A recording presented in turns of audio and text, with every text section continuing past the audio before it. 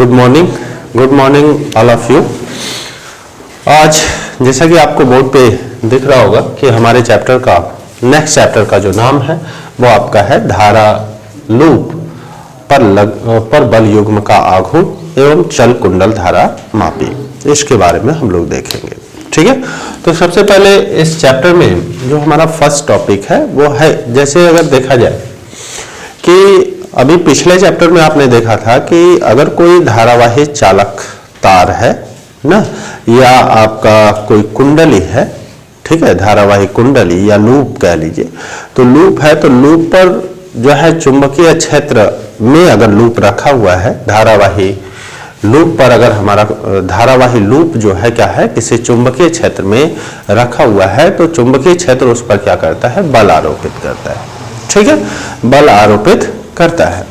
अब देखेंगे क्या कि अगर वो लूप हमारा कुल मिला के जैसे आयताकार हो जाए या वर्गाकार हो जाए, ठीक है, तो आयताकार या वर्गाकार हो जाएगा तो जो ये चुंबकीय क्षेत्र है वह क्या करेगा कि आयताकार या वर्गाकार या वृत्ताकार लूप के कह लिया जाए प्रत्येक भुजा पर क्या करेगा, बल आरोपित करेगा, ठीक है।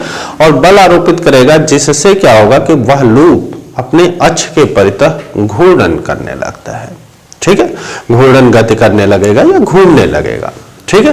तो घूमने लगता है तो ये जो जब वह किसी अक्ष के परितः घूम रहा है तो जाहिर सी बात है कि उस पर क्या कार्य कर रहा है, बल आघूर्ण कार्य कर रहा है। और उसी बल आघूर्ण के बारे में हम लोग देखेंगे कि बल आघूर्ण का मान कितना होगा अगर वह आयताकार लूप या वर्गाकार लूप एक समान चुंबकीय क्षेत्र में रखा हुआ है और उसमें I एम्पीयर की धारा प्रवाहित हो रही है, ठीक है। तो चलिए थोड़ा सा ध्यान देते हैं। जैसे मान लीजिए कि ये हमारा कोई एक समान चुंबकीय क्षेत्र है,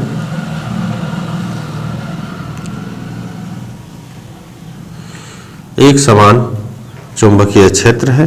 इसे एक समान चुंबकीय क्षेत्र क्यों कह रहे हैं या एक समान चुंबकीय क्षेत्र की पहचान क्या हो गई, तो इनमें क्या होता है कि जो चुंबकीय बल रेखाएं होती हैं वह एक दूसरे के क्या होंगी, समांतर होंगी और साथ ही साथ क्या होंगी, समदूरस्थ होंगी। इनके बीच की दूरियां भी क्या होंगी, समान होंगी। तो हम इसे कहेंगे कि यह जो चुंबकीय क्षेत्र है वह हमारा क्या है, एक समान चुंबकीय क्षेत्र है, ठीक है। अब इस एक समान चुंबकीय क्षेत्र का जो मान है वो हमारा क्या है, वेक्टर b है, ठीक है। और इस चुंबकीय क्षेत्र में एक हमारा आयताकार लूप है जो कि धारावाही लूप है जो कि इसमें रखा हुआ है। तो ये हमारा एक समान चुंबकीय क्षेत्र में एक आयताकार लूप है,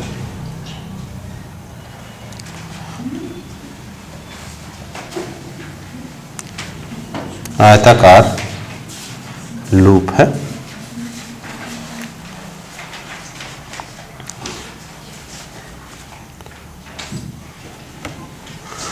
जिसकी जो अक्ष है वह चुंबकीय क्षेत्र की दिशा से, या इसका जो कह लीजिए क्षेत्र, हाँ अक्ष ही कह लीजिए, तो इसका जो अक्ष है वह चुंबकीय क्षेत्र की दिशा से, चुंबकीय क्षेत्र की दिशा से थीटा कोण बना रहा है, ठीक है। और आयताकार लूप की जो साइड्स हैं, भुजा है, उनकी लंबाइयां, मान लीजिए कि इसकी लंबाई कितनी है, L है, इसकी लंबाई हमारी कितनी है, L ना, और चौड़ाई कितनी है, B है। ये इनकी चौड़ाई हमारी कितनी है, B है, और लंबाई कितनी है, L है, ठीक है। तो अगर हम ये निकालें कि आयताकार लूप का क्षेत्रफल कितना होगा, तो आयताकार लूप का जो क्षेत्रफल होगा हमें पता है कि क्षेत्रफल A = कितने होगा, लंबाई गुणे चौड़ाई होगा ना, या इसे आप LB लिख लेंगे। ये बाद में जरूरत पड़ेगा, अभी इसकी जरूरत नहीं पड़नी है। हमने यहाँ पे एक जनरल तौर पे बता दिया कि आयताकार लूप है और आयत का क्षेत्रफल क्या होता है, लंबाई गुणे चौड़ाई होता है।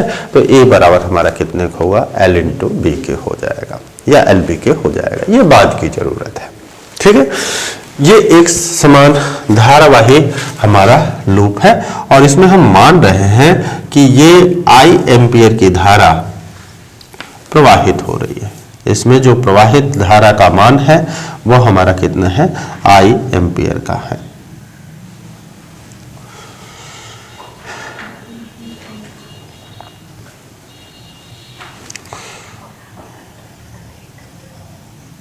ठीक है, इसमें I एम्पियर की धारा हमारी क्या हो रही है, प्रवाहित हो रही है। ऐसे इधर आपका I एम्पियर का, और वैद्युत धारा की जो है वो हमारा क्या है, क्लॉकवाइज डायरेक्शन में वैद्युत धारा क्या हो रही है, प्रवाहित हो रही है।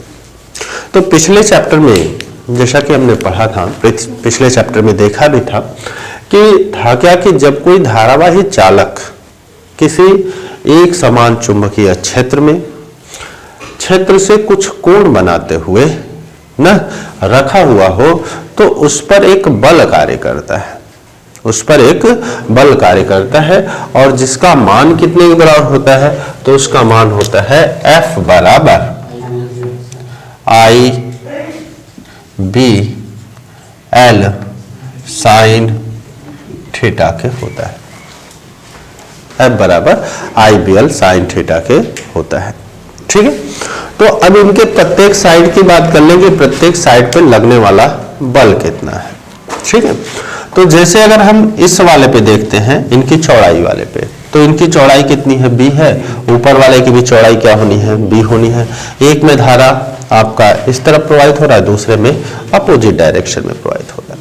तो अगर हम इस पर देखें, इनका नाम दे दिया जाए क्या, P Q R और S है, PQRS है। तो अगर हम साइड PQ पर देखें कि इस पर बल कितना कार्य करेगा, तो इस पर बल देखेंगे तो होगा क्या, F बराबर हमारा कितने के IBL, L के जगह पे इसकी चौड़ाई कितनी है, B है, चौड़ाई इनकी हमारी कितनी है, B है। ठीक है, और ये माना गया कि ये लूप जो है ना, यह क्या है, किसी क्षण चुंबकीय क्षेत्र की दिशा के क्या है, लंबवत है ना।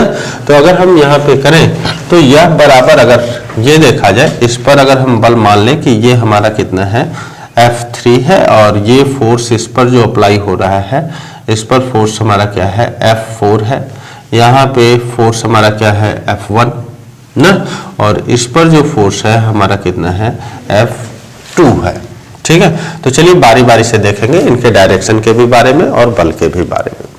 तो जैसे अगर इन पर हम बल देखेंगे, तो बल के लिए तो हमने बताया था दाएं हाथ के हथेली का नियम नंबर 2, जिसके अनुसार होगा क्या, अंगूठा को धारा की दिशा में, शेष अंगुलियों को क्या करेंगे, चुंबकीय क्षेत्र की दिशा में ना। तो इन पर जो लगने वाला बल होगा वह हथेली को लंबवत धक्का देने की दिशा में कार्य करेगा। जब यहाँ पे अगर हम देखेंगे तो अंगूठा को जब हम यहाँ पे देखेंगे तो यहाँ पे जो ये F3 का मान होगा वह हमारा क्या आएगा, इस पर कार्य जो करेगा वो लंबवत नीचे की ओर कार्य करेगा, यह फोर्स आपका क्या होगा, F3 होगा।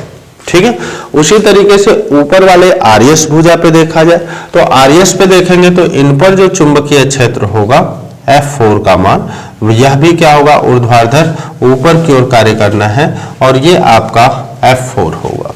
ठीक है, और यहाँ पे देखेंगे तो F3 की जो वैल्यू होगी, F3 इज इक्वल टू कितने के, F4 is equal to I B, और L के जगह पे क्या हो जाएगा, B हो जाएगा, क्योंकि इसकी चालक की लंबाई कितनी है, B है ना। तो चालक की लंबाई B है तो B ही रहेगा, यहाँ पे L के जगह पे क्या हो जाएगा, B हो जाएगा। और यहाँ पे देखेंगे कि F1, F3 और F4 ये दोनों की दिशाएं क्या है, अपोजिट डायरेक्शन में है, विपरीत दिशा में है, और इन दोनों की क्रिया रेखा हमारी क्या है, एक ही है ना। क्रिया रेखा क्या है, एक ही है, क्रिया रेखा आपका क्या है, एक ही है, और साथ ही साथ क्या है, F3 F4 के क्या है, बराबर है। अतः यह क्या करेगा, एक दूसरे के प्रभाव को निरस्त कर देगा, मतलब इन बलों का कोई इनमें योगदान, आघूर्ण में कोई योगदान नहीं होना है। ठीक है, अगर हम बात करें SP की और RQ की ना, अगर इनकी बात कर लें तो ये इन पर अगर एसपी पे बात करें और इन पर लगने वाला बल हमारा कितना है, लगने वाला बल अगर हम मान लें कि F1 है, तो F1 बराबर होगा कितने के, तो F1 बराबर हो जाएगा IB L के हो जाएगा, क्योंकि इसकी लंबाई कितनी है, L है ना, L है। और इन पे लगने वाला बल देखेंगे तो ऐसे अगर धारा की दिशा में रख लिया, शेष अंगुलियां चुंबकीय क्षेत्र की दिशा में, तो इस पर बल किधर लगेगा, ऊपर की ओर ना। तो ये हमने ऊपर की ओर इसमें बल दिखा दिया है कि F1 जो है अपवर्ड डायरेक्शन में काम करेगा, मतलब हमारी ओर ना। और अगर हम F2 की बात करें ना, तो F2 बराबर भी तो इतना ही होगा, IB L ही होगा ना। लेकिन अगर इनके दिशा की बात करें तो ये हमारा हो गया ऐसे, अंगूठा धारा की दिशा में, शेष अंगुलियां उस बिंदु की ओर जिधर की चुंबकीय क्षेत्र ज्ञात करना है ना। तो चुंबकीय क्षेत्र की दिशा क्या होगी, हथेली को लंबवत धक्का देने की दिशा में कार्य करेगा, मतलब इसमें जो डायरेक्शन होना है वह हमसे क्या होगा, दूर की ओर कार्य करेगा ना, हमसे दूर की ओर कार्य करेगा। तो यहाँ पे देखेंगे कि F1 और F2 के जो मान हैं वो दोनों क्या हैं, बराबर है, ठीक है, बराबर है। इन दोनों की क्रिया रेखा क्या है, अलग अलग है, क्रिया रेखा क्या है, अलग अलग है। एक अपवर्ड डायरेक्शन में काम कर रहा है तो दूसरा क्या कर रहा है, डाउनवर्ड डायरेक्शन में काम कर रहा है, मतलब एक हमारी ओर है तो दूसरा हमसे दूर की ओर है, ठीक है। तो ये क्या करते हैं कि जैसे कि बल युग्म की बात होती है, तो बल युग्म में होता क्या है कि यदि जो है दो बराबर और विपरीत बल जिनकी क्रिया रेखाएं क्या हो, अलग अलग हो, मतलब क्रिया बिंदु एक्टिंग पॉइंट क्या हो, अलग अलग हो, वह किसी निकाय पर अगर कार्य कर रहे हैं तो वे क्या करते हैं, एक बल युग्म का निर्माण करते हैं, एक बल युग्म का निर्माण करते हैं, जिनके बल युग्म का आघूर्ण क्या होता है, तो बल युग्म का आघूर्ण होता है इन दोनों में से कोई एक बल, ठीक है, तथा दोनों बलों के बीच की, दोनों बलों के क्रिया रेखा के बीच की लंबवत दूरी ना का जो गुणनफल होता है वह क्या देगा, इनको बल युग्म का आघूर्ण देगा। क्लियर है, तो बल युग्म का आघूर्ण देगा। तो थोड़ा सा इसी फिगर को फिर से ड्रॉ कर रहे हैं। ये देखिए आपका ये फिगर,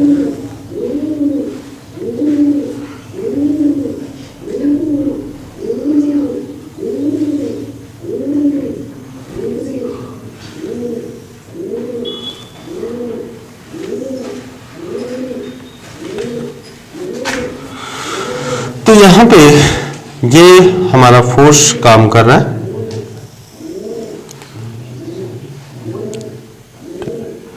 एक जो है लंबवत नीचे की ओर ना, जो कि क्या हो जाएगा, डाउनवर्ड डायरेक्शन में इस तरीके से काम कर रहा है, ठीक है, कागज तल के लंबवत नीचे की ओर डाउनवर्ड डायरेक्शन में काम कर रहा है, और एक आपका क्या कर रहा है, अपवर्ड डायरेक्शन में काम कर रहा है, ठीक है। और इन दोनों के बीच की दूरी क्या होगी, तो इन दोनों के बीच की दूरी भैया ये तो होगी इनके चौड़ाई के बराबर, इनके चौड़ाई के बराबर ही होगी, मतलब इसकी जो दूरी है वह हमारी कितनी है, b है, ठीक है। अब जिसके परिणाम स्वरूप होगा क्या, जिसके परिणाम स्वरूप ये जो है आयताकार लूप जो है अपने अक्ष के परितः घूर्णन गति करेगा, घूर्णन गति करेगा। तो अब हम मान लेते हैं कि ये इनका जो अक्ष है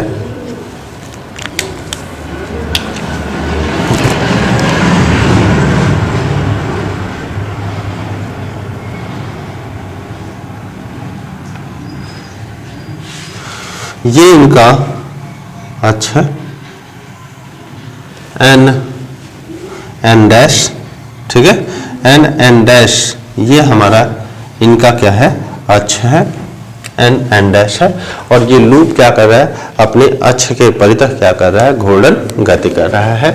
यहाँ पे हम इसे मान ले रहे हैं कि ये आपका F2 है और ये आपका कितना है, F1 है, ठीक है। तो इन पर लगने वाला जो बल युग्म का आघूर्ण होगा, और ये इनकी जो अक्ष है वह चुंबकीय क्षेत्र की दिशा के साथ क्या कर रहा है, यह माना गया है कि वह कितने थीटा डिग्री का कोण बना रहा है, किसी क्षण वह क्या कर रहा है, इसमें थीटा डिग्री का कोण बना रहा है। तो इन पर लगने वाला जो बल युग्म का आघूर्ण होगा टाउ, वह क्या होगा, इन दोनों में से कोई एक बल, मतलब चाहे F1 ले लीजिए और आप क्या ले सकते हैं, F2 ले सकते हैं, इनटू दोनों बलों की क्रिया रेखा के बीच की लंबवत दूरी, दोनों बलों के क्रिया रेखा के बीच की लंबवत दूरी, दोनों बलों के बीच की लंबवत दूरी, लंबवत दूरी ये इतने के बराबर होगा। ठीक है, तो अब समस्या क्या है, यहाँ पे हमें लंबवत दूरी ज्ञात करने की कि इनका लंबवत दूरी कितना होगा। ठीक है, तो लंबवत दूरी अगर देखा जाए तो ये इसका एक्टिंग पॉइंट ये है ना, और इनका एक्टिंग पॉइंट ये है, तो इन दोनों के बीच की लंबवत दूरी तो यही वाली ना होगी बेटा, यहां से लेकर के यहां तक का। ठीक है, यहां से लेकर के यहां तक का जो दूरी होगा वही होगा, और ये टोटल दूरी यहां से यहां तक की बता दी गई है कि टोटल दूरी हमारी कितनी है, b है। ये टोटल दूरी क्या है, b है। तो ये वाली जो दूरी होगी वह आपका आएगा कितना, b sin थीटा के। ठीक है, वो ट्रायंगल लगा लेंगे तो आपको ये चीज मिल जाएगा, साइड और में रिलेशन वो लगा लेंगे तो यहां से आपको मिल क्या जाएगा कि टाउ बराबर यहाँ पे हो जाएगा कि F1 की वैल्यू, F1 की वैल्यू कितनी है, IBL ना, और दोनों के बीच की लंबवत दूरी, तो लंबवत दूरी कितनी है, B sin थीटा के, B sin थीटा के। तो यहां से देखेंगे तो आपको क्या मिल जाएगा कि tau is equal to I। ठीक है, इनको साथ में ले लेते हैं तो यहाँ पे लिख सकते हैं L इंटू B। ठीक है, इंटू कितने के, b, और इंटू कितने के, साइन थीटा के। ठीक है, ये इतने के हो जाएगा, या फिर आप इसी को लिख सकते हो कि टाउ बराबर कितने के, i, और इसको तो हमने बताया है कितने के बराबर है, एरिया a के बराबर है, तो यहाँ पे क्या लिखा जा सकता है, a, यहाँ पे b, और यहाँ पे कितने के, साइन थीटा के ना। यानी कि आयताकार लूप पर लगने वाला बल युग्म का आघूर्ण कितना है, तो बल युग्म का आघूर्ण है टाउ बराबर IAB sin थीटा। ठीक है, अगर हम ये कहें कि यह आयताकार लूप न होकर के हमारा क्या हो, कुंडली हो, और इसमें फेरों की संख्या हमारी कितनी हो, n हो, फेरों की संख्या कितनी हो, n हो, तब इस पर लगने वाला बल युग्म का आघूर्ण कितना हो जाएगा, तो बल युग्म का आघूर्ण टाउ बराबर जो होगा वह कितने हो जाएगा, n इंटू एक पर लगने वाला बल युग्म ना। तो यहाँ पे क्या एक पर कितना लग रहा है, IAB sin थीटा ना, तो देयरफॉर आपको क्या मिल जाएगा, टाउ बराबर हो जाएगा NIAB sin थीटा। ठीक है, यह क्या है, आयताकार कुंडली। ठीक है, आयताकार कुंडली पर लगने वाला बल युग्म का आघूर्ण है। ठीक है, अब ये बल आघूर्ण हमारी कौन सी राशि होती है, सदिश राशि होती है ना। तो हमें क्या करना है, इनको सदिश रूप में भी दिखा दे कि इनका सदिश रूप में मान कितना होगा। ये सदिश रूप में हम इसे कैसे लिखेंगे ना, तो सदिश रूप में अगर देखा जाए वेक्टर फॉर्म में, तो यह हम कह सकते हैं कि टाउ बराबर होगा कितने के, NI। ठीक है, और इन ब्रैकेट ये हो जाएगा vector A cross vector B के होगा। ठीक है, और यहां पे भी आपका क्या लगना है, वेक्टर का सिंबल लग जाना है। तो ये इनका वेक्टर फॉर्म है, यह इनका क्या है, वेक्टर फॉर्म है ना।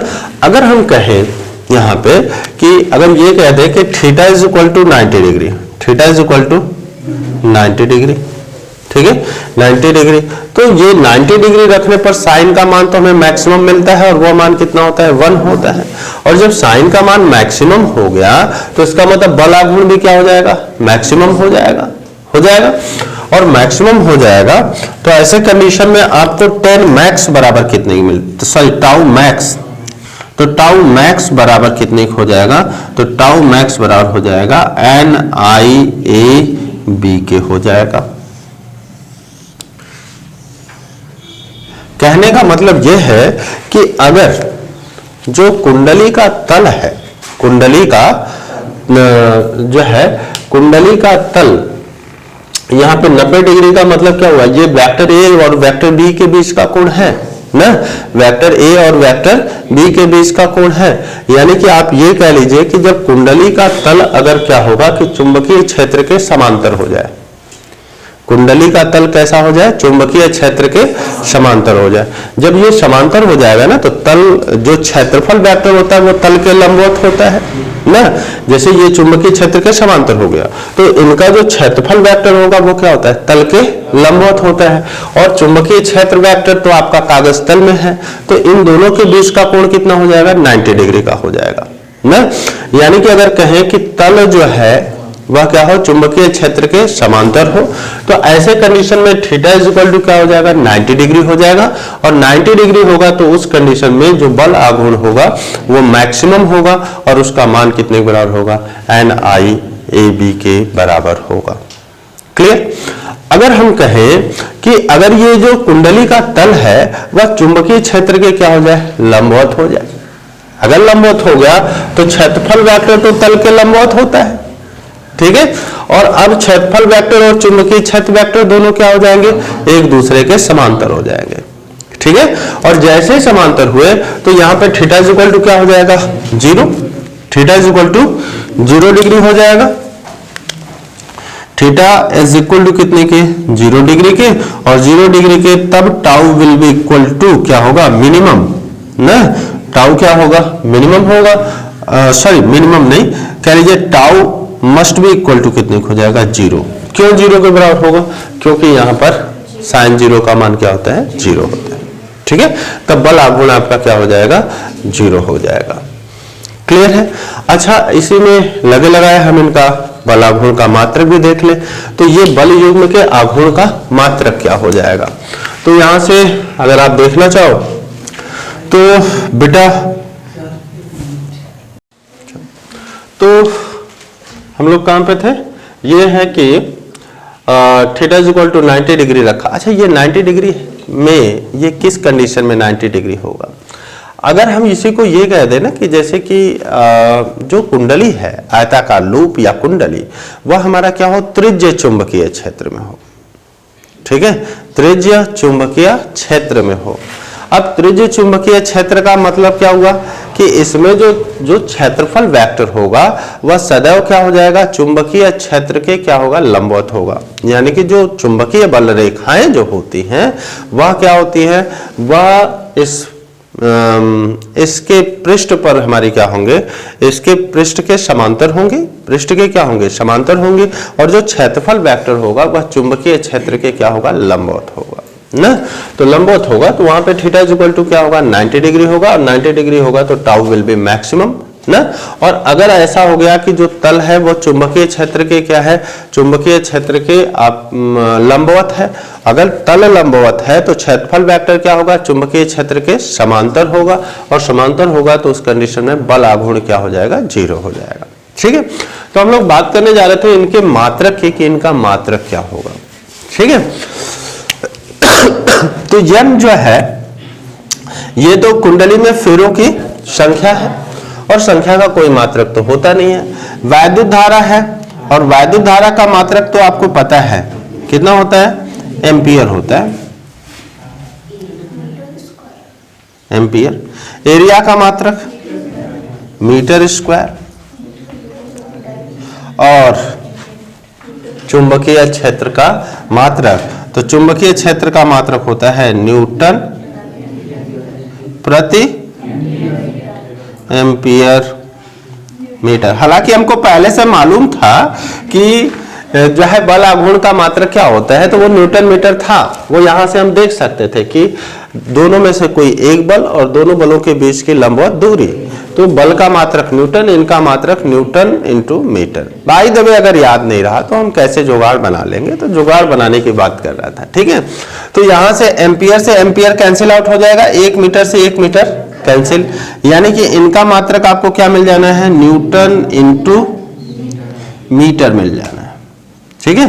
तो बल आघूर्ण का आपका मात्रक क्या हो जाना है, न्यूटन इंटू मीटर हो जाएगा, ठीक है, न्यूटन इंटू मीटर हो जाएगा, ठीक है। चलिए एक बार इसको हम लोग फिर से ध्यान दे लेते हैं और फिर उसके बाद वो करेंगे। तो देखिए है क्या कि हमें क्या करना है कि कोई एक आयताकार लूप है PQRS ना, जिसकी लंबाई कितनी है L है और चौड़ाई कितनी है B है। एक समान चुंबकीय क्षेत्र में ये क्या है, लटक रहा है। ठीक है, लटक रहा है, चुंबकीय क्षेत्र में लटक रहा है और इसमें क्या हो रहा है कि I एम्पियर की वैद्युत धारा प्रवाहित हो रही है। ठीक है, I एम्पियर की वैद्युत धारा प्रवाहित हो रही है। तो अगर हम इनके साइड की बात करें कि RQ या QR और PS के बारे में बात करें, तो जैसे अगर PS पे बात करते तो इसमें I एम्पियर की धारा प्रवाहित हो रही है और आपने देखा था कि यदि कोई चालक तार क्या हो एक समान चुंबकीय क्षेत्र में ना क्षेत्र की दिशा के लंबवत अगर रखा है तो उस पर क्या होता है, एक बल कार्य कर रहा है और वह बल होता कितने के बराबर है, तो वह बल होता है F बराबर कितने के, IBL के होता है, IBL के होता है यहाँ पे, या इसे F बराबर IBL साइन 90 डिग्री भी रख सकते हो, जहाँ साइन 90 का मान क्या होता है, 1 होता है। तो चूंकि इसकी लंबाई कितनी है, L है और ये तार जो है सदैव चुंबकीय क्षेत्र के लंबवत होगा, तो चुंबकीय क्षेत्र के लंबवत होगा।